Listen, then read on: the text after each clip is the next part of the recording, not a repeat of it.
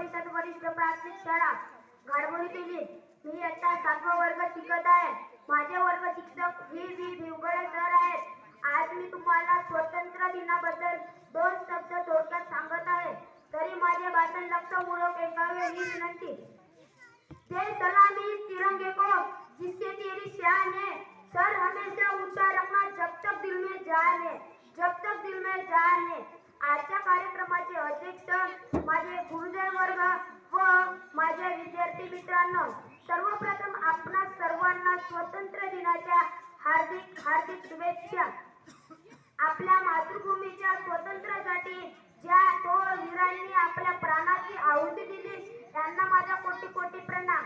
आज 15 ऑगस्ट म्हणजे भारताचा स्वातंत्र्य दिन आपल्या भारतीयांसाठी अतिशय आनंदाचा, उत्साहाचा व अभिमानाचा दिवस आहे.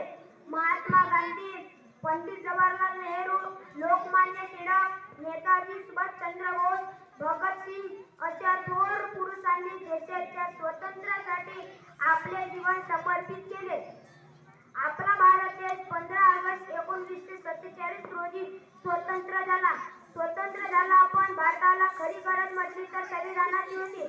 संविधान लिहून पूर्ण करण्यासाठी 2 वर्ष 11 महिने 17 दिवस इतका कालावधी लागला. मूळ संविधानात 22 भाग, 395 कलमे, 8 परिशिष्टे यांचा समावेश आहे. संविधान सभेमध्ये एकूण 299 सदस्य होते. डॉक्टर राजेंद्र प्रसाद हे कुठले जेवण लागते ना पोरा नाही का बिमार सारखा जीव लागते. मान आहे, मला तर फिरतीचे येऊन नाही 2-4 दिवस झाले म्हणजे तू टाकते का कामाने. पराक्रमाचे गाण आहे, भारताची शान आहे, तिरंगा आमचा प्राण आहे, तिरंगा आमचा